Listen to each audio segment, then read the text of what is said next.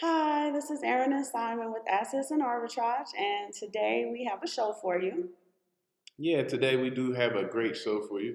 We wanted to talk about a few things that's been coming across our timeline and that we could, just expound upon.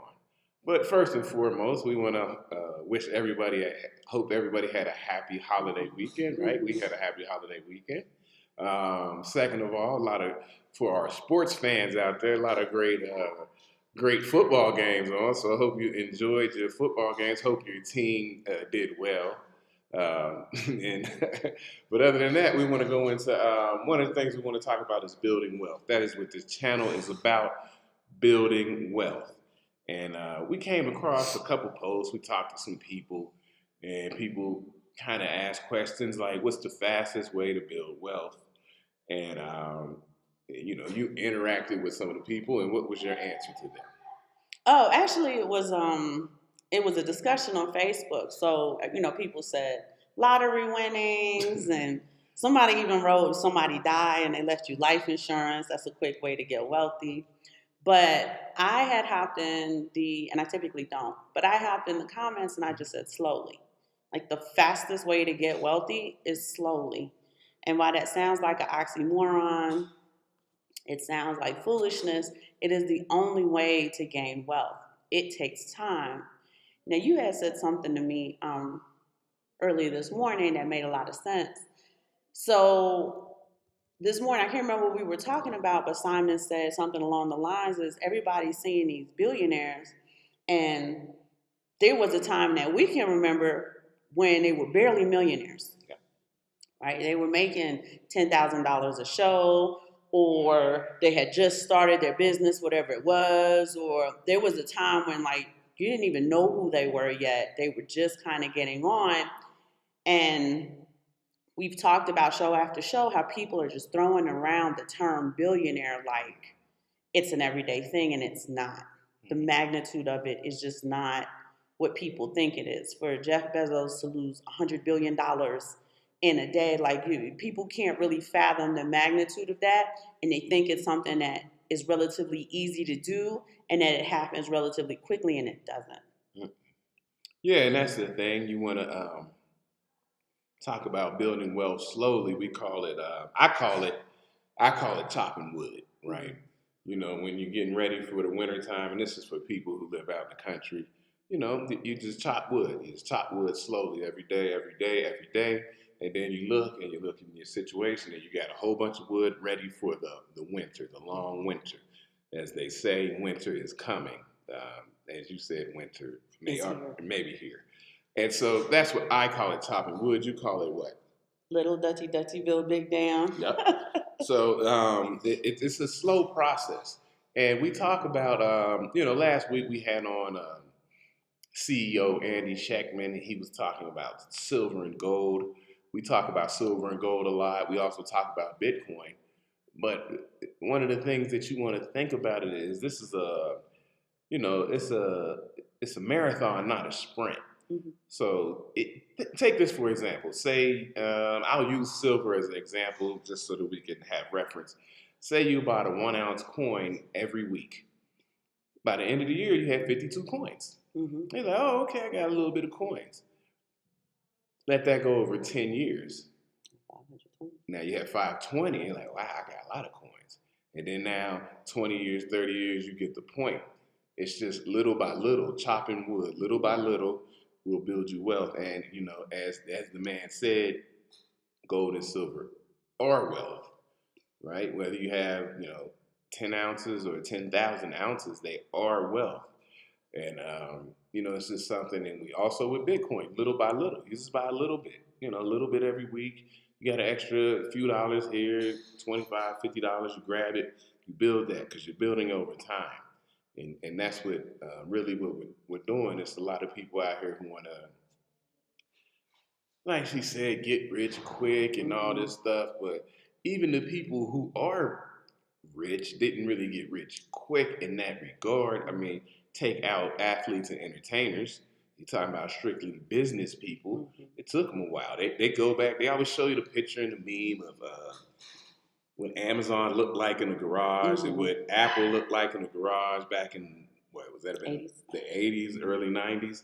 So they didn't get rich quick either. So, you know, it's not that they get rich quick. It's just that we know them, we see them, we know the process if you go back and look at it.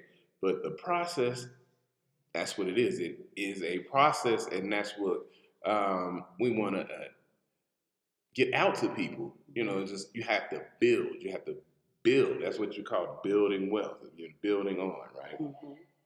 So the other thing I would like to mention is I saw a Facebook meme, and I apologize that I cannot remember to give credit to who posted it.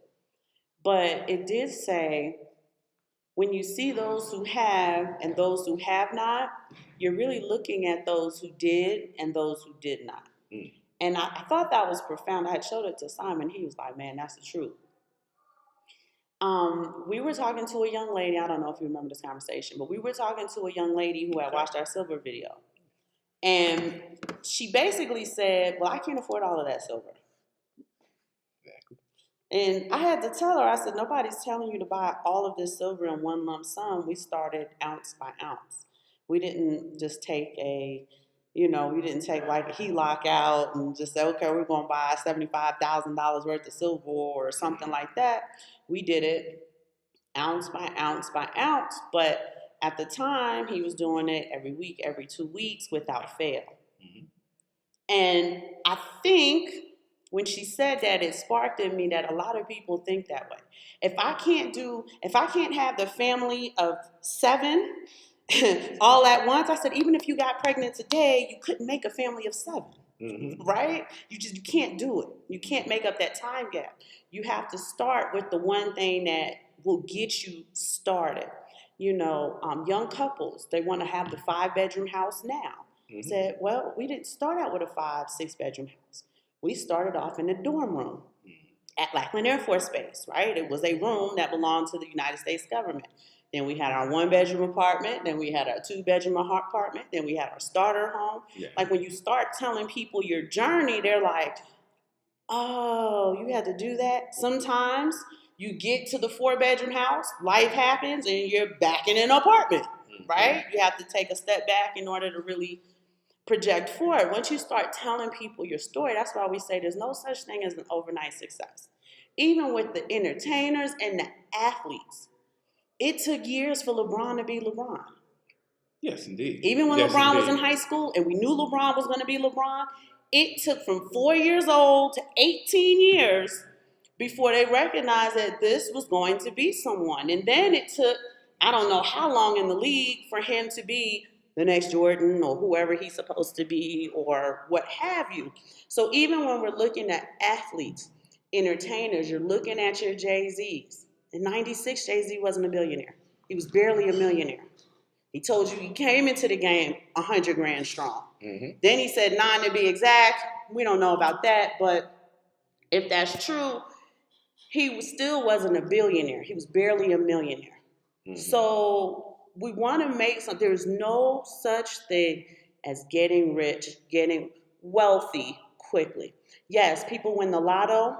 Mm-hmm. Start looking in those stories. I just saw a story on the Google timeline that said this lady won the lotto twice. It's a 1 in 17 trillion chance that she won that lotto twice. She lost it all both times because she didn't know how to manage the money. She didn't understand the wealth. Shaq talks about how he spent $1 million in a day when he just got on. Like, tell him about that. He didn't really understand the money, just like, oh, I can afford it. His financial advisor or money manager had to call his father, like, talk to him. He's going to be broke by tomorrow. Yeah, had to call the Sarge. So, yeah, the Sarge had to check him and say, hey, man, slow down.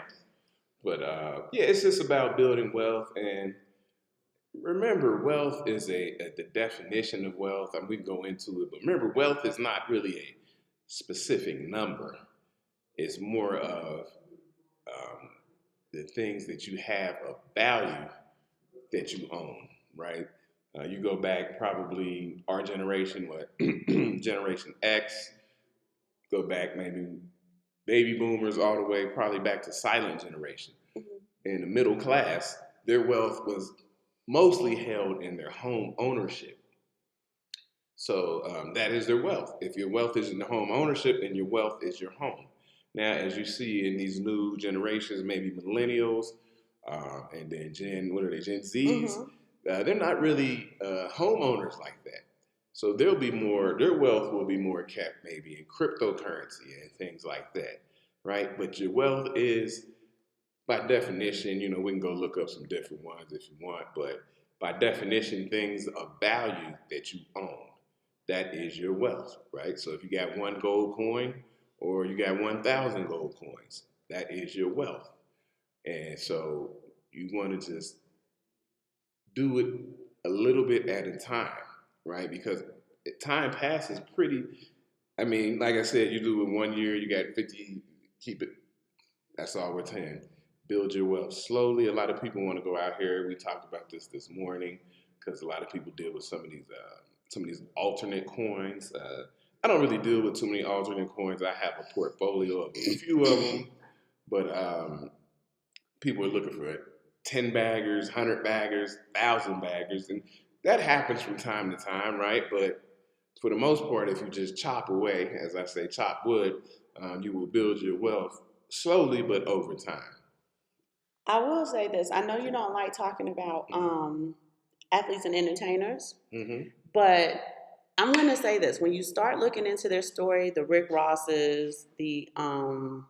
the Shaqs, 'cause I'm using an athlete and an entertainer, understand that a lot of their wealth doesn't even come from the music or the sports, right? Shaq has multiple franchises. He started with one. He got that off the ground. He bought another one. Rick Ross did the same thing. I can't remember how many Wingstops he owns now, but it started with one. They have, if we're going to be talking about the Nas didn't get rich off of music. He was in his third album. He was still getting his Range Rover repossessed. He started to build wealth when he started to invest in Ring, when he started to get with Coinbase before the IPO. Um, and they have portfolios, right? Because I'm going to count franchises as part of their portfolio, right? Most definitely. It's diversified, whether it's food, it's retail, as you guys saw with Kanye West. Kanye West went to retail. Kevin Hart just did a vegan restaurant. Yeah. He's a comedian. He makes a lot of money per stand-up show. He's got a lot of projects that he's working on. He's got a partnership with Chase Bank. Mm-hmm. I am calling those very diversified portfolios. Mm-hmm. And I'm talking to my laser eyes people, right? I know some of you guys are gung-ho Bitcoin. We are also Bitcoin enthusiasts, but you do have to diversify in some which way, shape, or form your wealth portfolio. And you do it little by little. Whether it's silver, whether it's Bitcoin, someone buys Bitcoin every single week. Not a week has gone by since he got involved in 2015 that he doesn't purchase Bitcoin. So when you're like, how do you guys have whole coins and this and that? And you're looking at it, looks like how we live or our lifestyle. It seems very simple to you. It's little by little, but it's also a prioritization, right? We prioritize our investments over the Balenciaga bag. We prioritize the Bitcoin or the silver over the Ferrari that dad would probably like to drive. Just the things that people will spend their money on, especially in the middle age. I don't know what it is about middle age, but midlife crises come, and people do the weirdest things with their money. We are saying we will go without some of the more luxurious things in order to have what our grandchildren are going to need when they come into. I don't know what the economy is going to look like when my first grandchild is an adult.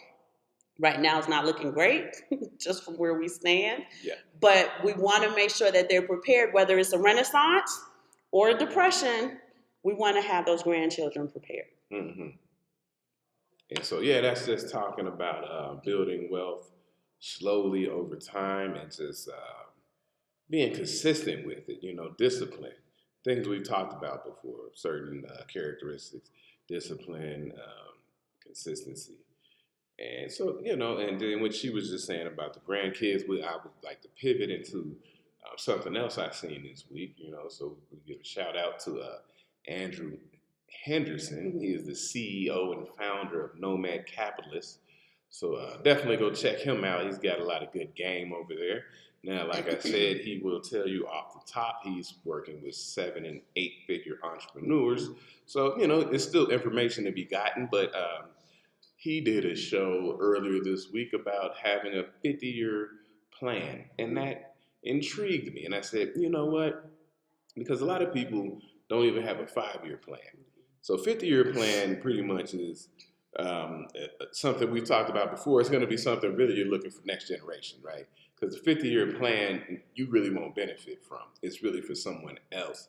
But his 50-year plan was, talking about investments, but it was also talking about, like we have talked about on the show before, a portfolio of passports and preparing yourself and also preparing your lineage for different things. If you go back and look, you say, well, how did the United States look 50 years ago? And you can say it looked a lot different. And so 50 years forward, be like, okay, this is where we are. So how's it going to look 50 years from now? And you might want to have your lineage prepared for, the future 50-year plan as far as investing, but as far as, your global portfolio. I would also go to say for my Bitcoin enthusiasts, you guys know Michael Saylor talks about 99 years. So he's already 100 years as far as how he's going to be collecting Bitcoin for his future generations. And if I'm not mistaken, I don't think Michael Saylor has children. But just understanding the idea that wherever his Bitcoin is going, his plan is already, he said 99 years, but I'm going to say 100, 100 years out. So that is how our community doesn't think. Our community, unfortunately, hits you with I'm just trying to make it through the day. And we have to find ways to come against that and come away from it and start formulating plans 5, 10, 20, 50, 100 years from now. And again, that happens slowly. In order for you to have even the infrastructure set up for a 50 to 100-year plan, you have to be doing a little bit of something almost daily. Yes. Right? Not when you feel like it, not when the mood strikes you, not when the inspiration hits. We hear a lot of people say, oh, okay, this sounds like a great idea. I'm going to get into it when I get a chance. And then a year goes by, and 2 years goes by, and 3 years go by, and then they're contacting you about it. And they're telling you like, yeah, I heard, Robert Kiyosaki said this, and Michael Saylor said that, and this person said this. And I said, well, I told you that 3 years ago. Yeah. Like, I know they've been talking about it. You might pick up on it now. But I talked to you almost 3 years ago. So had you been doing what I told you or what I suggested, what I recommended, what we discussed, you would have been 3 years in. Whether it's 36 ounces of coins, right? Even if that was just one coin a year, you know what I mean? One coin a month over the course of the 3 years. Whether it was some Bitcoin once a month over the course of 3 years. Now is the time to buy Bitcoin. Right? We heard a resounding, how many people at 60,000 said, man, I wish I'd have caught it at 20. And now they don't want to touch the Bitcoin because they're like, oh, it's just going to crash. Yeah. And then when it goes back up again, guess what we're going to hear them say? They're the same things again. You had 2 chances to catch it at 20. And you didn't. 3. Or 15 or 13 or whatever the day brings. Like you've had multiple chances to do it. And when it hits the 60, when it touches 100,000, they're going to be, and imagine if Bitcoin touches 100,000, what happened to the US dollar? That's the thing a lot of people miss, which is why we're very, very adamant about understanding your global economy because it's all tied in together. The precious metals, we talk about silver, and a lot of you are like, well, this is supposed to be a cryptocurrency channel. Look how the wealth is moving. The wealth is moving out of the United States, right? Andy Schechman came on here and he told you guys how the BRICS nations are buying the gold. That's big dog stuff. 100 million metric tons of gold. Malaysia, Thailand, China. China's the biggest producer and exporter of the gold, and they're buying it. They're buying it. Now, we read an article the other day about Ghana going to buy oil with gold. They're going to bypass the US dollar. we're hearing that Turkey wants to join the BRICS nation. Yes. And there was somebody else because that was going to be the extra S. Extra S is going to be Saudi Arabia. Saudi Arabia, yeah. right? They're going to bypass the U.S. dollar. Mm-hmm. If the world is bypassing the U.S. dollar, ask yourself, what does that mean for the currency that I use every single day? What is my backup plan? Mm-hmm. What is my backup quarterback in this game that's going wrong? So that's really what we want to bring to your attention. Again, right? We're not panicking, right? We're not lettuce hands or paper hands or whatever hands we are nowadays. We're not, right? We're diamond hands, but we have to be consistent with it. And in order to be consistent, you have to have the information in order to develop a plan. Mm-hmm. Right now, we're suggesting Bitcoin. We are not financial advisors. We do not give financial advice. Right. What we are doing for our family is working for us. What our family is doing is Bitcoin and precious metals. Precious metals is heading into ultimate scarcity. It's going to get to the point where you can't get your hands on it. And that'll be the end of that. We've been talking about it for a long time. Yeah. People are emailing us now and they're like, I've tried to get this off of AppMax. It's sold out. I saw that this was $2.99 over spot. By the time I got on there, it was already sold out. We've been telling you guys for years, just buy a little bit of stuff. Whatever you can get your hands on, try to get your hands on it, right? You have Miles Franklin, you have AppMax, you have JM Bullion. Try to find a resource. You have your local distributors. Now, granted, they're going to hit you with the premiums, but you want to get your hands on something that is ultimately going into ultimate scarcity.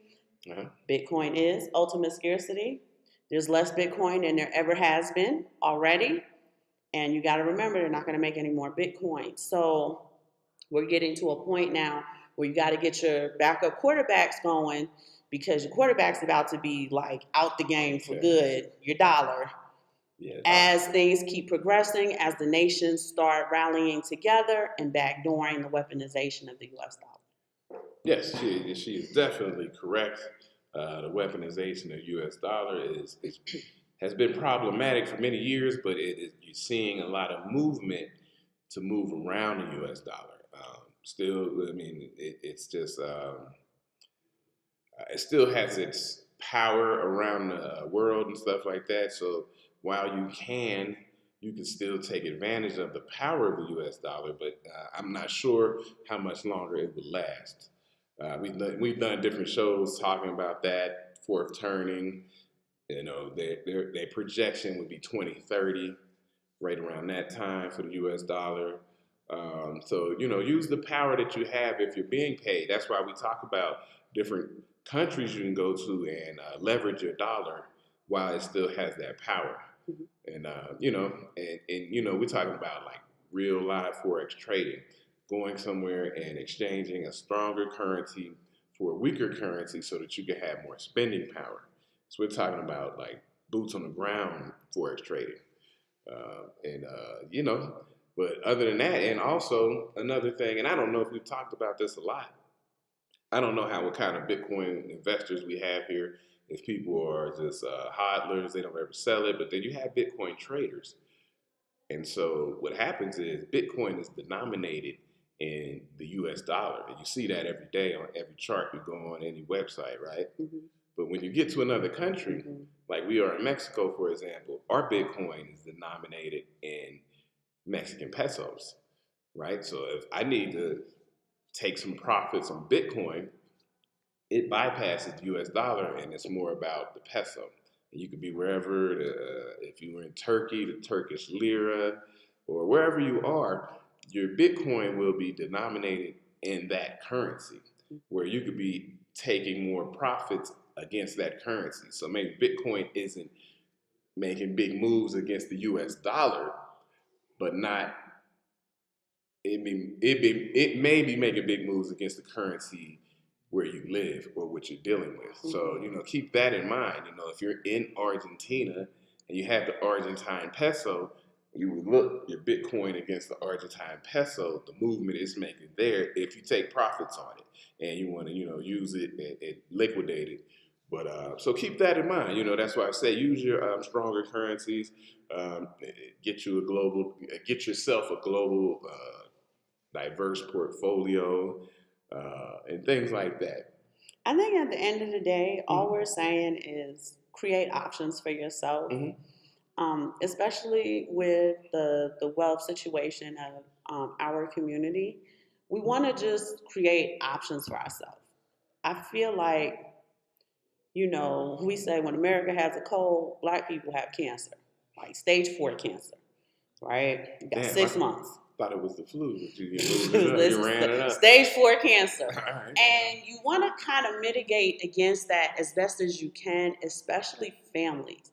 Whether you have a huge family like ours or you just have one child, right? You want to start thinking about that child's going to be taken care of because you're here. I wish y'all long life because I'm also seeing in our community, we're out of here 40, 50 years old. So do what you can. But you really want to start thinking about the grandchild. And I love like, well, I have a 7-year-old. I'm not thinking about grandchildren. You should be. I have a 6-year-old. I'm already thinking about the grandchildren. He's eventually going to have some, right? We have 4 boys. They're going to have kids. Even if it's 1 or 2 of them don't, most of them will, right? So you just kind of say to yourself, let me create or manifest something for that thing which isn't even here yet. Whether it's a situation or a person, you want to manifest that thing which is not even here yet. And that's creating options for yourself. It's creating options for your family, for your descendants, for your lineage, for your progeny. And that's really the bottom line of this conversation, but that happens slowly, step by step, little by little. Yeah. And so that's what we had, just a couple of things we had seen. It was a holiday weekend. We didn't have a whole bunch to talk about. It wasn't a whole bunch of information popping up. We reached out to some people, and we'll have some stuff probably at the top of the year. It's the holiday season coming up. Yeah. So we didn't have a real intricate show for you today. It wasn't a lot of news. It really wasn't much going on, but we did want to hop on here because we seen that, and we just said, oh, well, let's talk about that real quick and just, no big deal, but it's just a thing that we should think about, building wealth slowly, having a 50-year plan, like she said, a 100-year plan. And we've spoken on this before, but the plan that you put in place, you won't see the rewards of it, right? So something that we put in place today that may come to fruition 100 years from now, we just won't see the reward from it.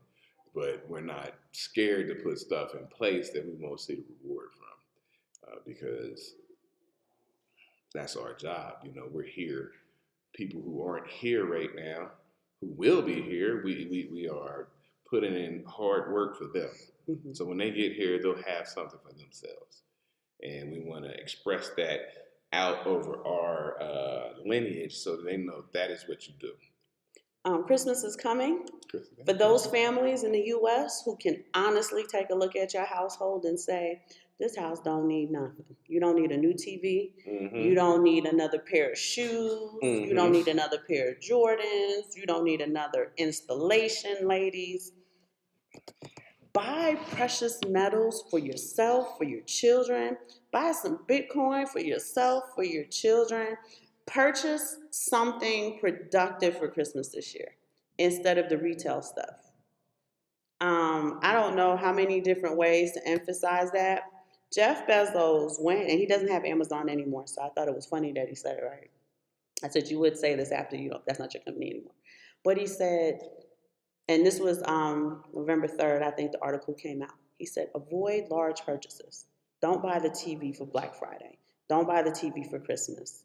Really keep cash on the sidelines. And he was talking to the everyday man and woman, right? He said, keep cash on the sidelines for things that are important because the economy is about to take a hit that the average people may not be able to withstand. Yep. Jeff Bezos said that. Right now, granted, like we say, he's not part of Amazon anymore, right? Because this is Amazon season or what have you. But the writing's on the wall. Amazon laid off 10,000 people. This organization, Twitter, laid off, 4,000 people. These large FANG stocks are laying off people by the tens of thousands. The writing is on the wall. This isn't the time to go crazy for Christmas. If you are going to spend money, spend it in the most productive way possible or buy like absolute necessities. If the kids need clothes, please buy them clothes, right? If they need it, they're growing. They probably need the clothes. If your boys need shoes, they're growing like weeds. But if you can look at your household, we can look at our household and say, y'all don't need nothing. Yeah. Y'all gonna get some silver ounces. Y'all gonna get some Bitcoin. We're gonna have a great Christmas dinner. We're gonna call it a day. Baby might get a toy or two, but we're not making the large Christmas. We're gonna have fun purchases. This is not the time for us to have fun. This is time for us to actually batten down the hatches. It's almost like that hurricane preparedness, right? Hurricane ain't coming for 2 weeks, but you're out here buying the water every day. You're out here buying the non-perishable items every day. You're getting what you can so that if the hurricane comes, doesn't matter how long it lasts, you and your household will be okay. So we do want to kind of like see the writing on the wall in that sense. I know that people take comfort in large purchases at this time of year when they're scared. Mm-hmm. There is an uncertainty. You're going to the grocery store. $100 in groceries barely gets you through 2 days, right? That's scary for people because their paychecks aren't getting bigger. Right. And many of them don't know if they go to work on Monday if they're going to get laid off or, you know, what the situation is. There's a lot of uncertainty, and for whatever reason, people tend to take comfort in buying something that makes them feel good. Mm-hmm. We are saying to go against that instinct and buy something that is going to be productive, right? If you need something tangible, precious metals is tangible. You can look at it, you can hold it, you can see you have the wealth in your hands. Bitcoin, not so tangible, but you can look at your dashboard and feel good, right? So if and when things begin to happen, you have profits you can tap into, right? You can sell the coins if, God forbid, something, you know, comes to your house. You have an access to cash, especially if credit is thin. For a lot of people, it is. They can't make the credit card payments anymore. They can't get the credit line increase because things are so tight. So we're just looking at ways where you can make different decisions and for better outcomes. Mm-hmm. And yeah, I would just piggyback on that and say, as she said, I agree. Precious metals and or Bitcoin depends on how people have it set up are very great gifts in this holiday season, or if you're just going to gift yourself. Or like she said, if you really don't, nobody really needs anything, take the extra money maybe that you have. You got a Christmas bonus, or, you know, you may get it from your job or something like that. You know, and invest it. You know, invest it. People have been out here. They're telling you. Jeff Bezos is telling you. You know, a certain person I follow is named Mike Maloney. You check him out. He's at goldandsilver.com. He's telling you about a hard crash landing that's coming. So you want to position yourself. So this goes back to, like we talk about chess. It's positioning. You want to be positioned. You want to be positioned and ready. Position yourself. And people always say this is not checkers, this is chess, right? So let's do it then. If it's chess, let's do it. Position yourself, right? So you want to be positioned and ready. And a lot of stuff's going on. You can see the writing on the wall. A lot of people losing a lot of money out here, or their wealth is being it's shrinking. It's shrinking because So you want to be positioned, and like just on the chessboard. You know, anything you want to be in the correct position for the things that are coming. Yeah, like they say, you know, people love. I never watched it. Wasn't a big fan of what do you call it? What it? With Game of Thrones. I never. Oh, winter is coming. Winter is coming. Like I always see the memes. You last when I say it. I never watched it, but winter is coming. It's a good book too.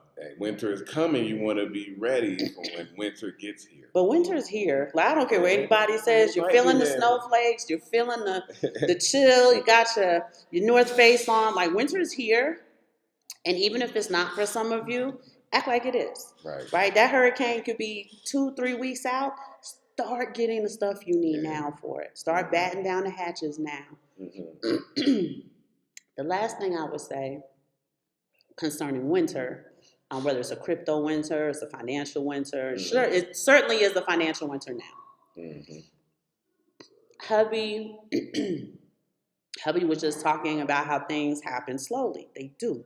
right? Even financial crashes, they happen slower than you think. The problem is that people are either ignoring it because they don't know what to do, or they're unaware of it because they're not staying on top of it. And then it hits them like a, Well, right? Because it starts off with the snow flurries. You know how little a snowflake is? yeah. A snowflake is teeny tiny. Now, when we start looking at your Cincinnati's, your New Yorks, your Massachusetts, that little tiny snowflake is now 6 feet of snow. You can barely get out your house. You can't even open your front door. Yeah, and there's a famous saying, and my memory escapes me right now, but Max Kaiser used to always say it. It says a little bit, and then all of a sudden, And all of a right? sudden, Then all of a sudden, and I want to say it's Hemingway. Fact check me on that. I think it's Ernest Hemingway, but it's a little bit, then all of a sudden, right? And so that's what she's saying. You know, it's happening a little bit, and then all of a sudden you can't. It's like it got away from you. So you want to be prepared, right? You want to be prepared. We don't want to. We have children. We don't be too silly with it, but the story with you tell the story. the story. The ant and the grasshopper. You tell the For story. all my Stop. mommies out here who have babies in kindergarten, you guys should know the story of the ant and the grasshopper. So the ant represents diligence. Even in the Bible, the ant represents a hard worker, consistent hard worker. Ants can carry whole dead bodies if they need to in certain parts of the world because they work together and they do the little by little. They chop wood. The grasshopper played all summer long. It's summertime, we're playing. While the ants were steadily gathering the food. And then when winter came, the grasshopper didn't have any food. He was sad. The sad music's playing. And then they had to go to the ants and say, "Can I come and eat some of your food?" And of course, they chastised them. They said, "Mr. Grasshopper, we've been telling you all summer long, you have to get your food together. We've been telling you that. We were even willing to help you." And that's part of the story, is the ants were going to help him because it was just the one grasshopper. He doesn't roll they don't roll deep like the ants do, right? And then finally the ants let him in and they fed him. But keep in mind, they're not going to feed him all winter long. Like, we're going to give you some food today, but we did the work. And you're seeing the stockpile. What are you going to do now? We fed you one meal. Now what are you going to do? And that was the lesson. What are you going to do for the rest of the winter? Right? I can't carry you for the whole winter. So, and I'm glad you brought that up because I do want to say, and the younger people don't do this, but some of the people in our generation and the generation before us do it. There's an unhealthy dependency on the U.S. government. When stuff happens, there's a resounding, especially from our generation, we got to go vote because we need our representatives to come up with a solution to this problem. Mm-hmm. They are rich people. These politicians have money, they have resources, they have a social network they can tap into in order to build their wealth. You don't. And you've seen time and time again, especially for the Black community, there are no tangibles for you. There are no resources for you. You got to pull yourself up by bootstraps you don't even have. So we are sitting here as a Black family who started with, when we say nothing, we didn't start from nothing, but we had to build it ourselves. Yeah, we started from very little. Right? We had to build it ourselves. We're not Very saying little. we didn't come from Marcy projects or anything like that. We're not saying that, right? We are saying that as a young couple, we had to figure it out ourselves. We didn't have extended family helping raise the children and stuff. We've been doing this by ourselves for a while now, over 20 years. And we are saying, in this time that is coming, winter's here. You can feel the flurries. You can feel the cold wind. You cannot wait for the government to be your savior. They may not come up with a plan right away. Just like people are like, "Oh, well, they came up with the stimmies." It looks like when stuff happens, we're going to get a handout. Not necessarily. Right? Not necessarily. It doesn't mean they'll ever do the stimmies again. And you want to operate and move as though they're not going to save you. Anything they do for you is a plus because you've already got your plan in order. Mm-hmm. But you don't want to be relying on the government to help you when the economy is in the tank. At the end of the day, you're really not their responsibility, and they treat you like that.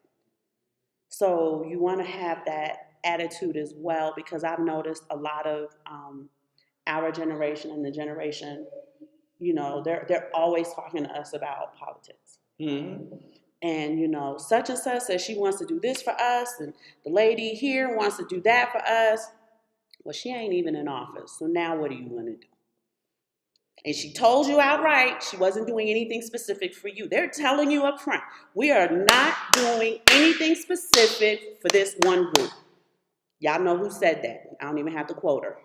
She clapped her hands and everything, black girl style, right? She's at the top of the pyramid. She said, I'm not doing anything to help y'all. You have to come away from that dependency and start coming up with plans to help yourself. Mm-hmm. So again, the quickest way to get wealthy, slowly, little by little, every day. And it's not too late to start. And you know what else helps that we'll talk about is when you think about generations ahead of you, right?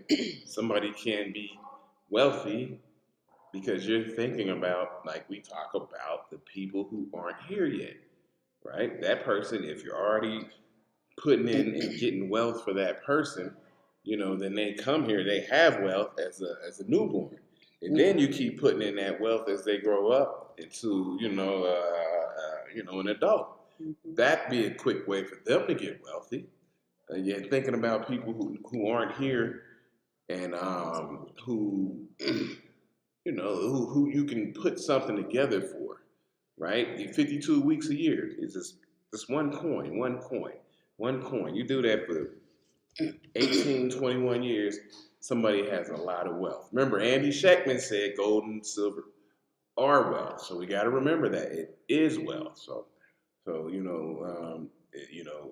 whether it's Bitcoin, some kind of other cryptocurrency that you are into, that is something that you should do. You should look in generations ahead, 50-year plans, 100-year plans.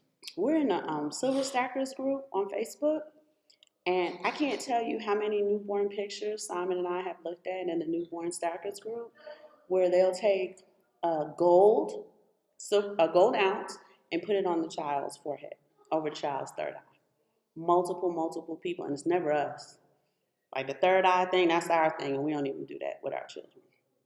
So, we want to start looking, because other communities, they are stockpiling. They are the ants. They are working together to gain the wealth that they need in order to kind of cushion the blow of what's to come. Mm-hmm. You have people telling you. He said Mike Maloney told you. Andy Schechtman told you. Mm-hmm. Robert Kiyosaki has been screaming it from the rooftops for probably a couple of years now. Mike Maloney especially, he's been talking since like 2013. He's been telling y'all what's coming. And we understand that these things are cyclical. And, Simon's been telling you guys about the fourth turning. Everything's cyclical. So this is the part of the cycle that we're in. There's nothing new under the sun. We've seen the patterns in the past and how to cushion against the blow. And these are ways you cushion against the blow, right? Build up in commodities. Make sure your money is productive. Don't make large retail purchases. And, it'll help you weather the storm a bit. Yeah, so that's all we wanted to talk about today. This is a little, show. We're going to come back with something a little bit more technical next week. This was just, a nice show we put together for the holiday weekend. Hope everybody enjoyed their holiday and enjoyed their family and friends. Mm-hmm. We know it could get a little testy sometimes during Turkey Day, as they call it. It get a little testy, but but I hope everybody had a good time. We had a good time. Anything else you wanted to tell them? Anything you got on the horizon we want to tell them about? Nope. We'll see you guys next week. All right.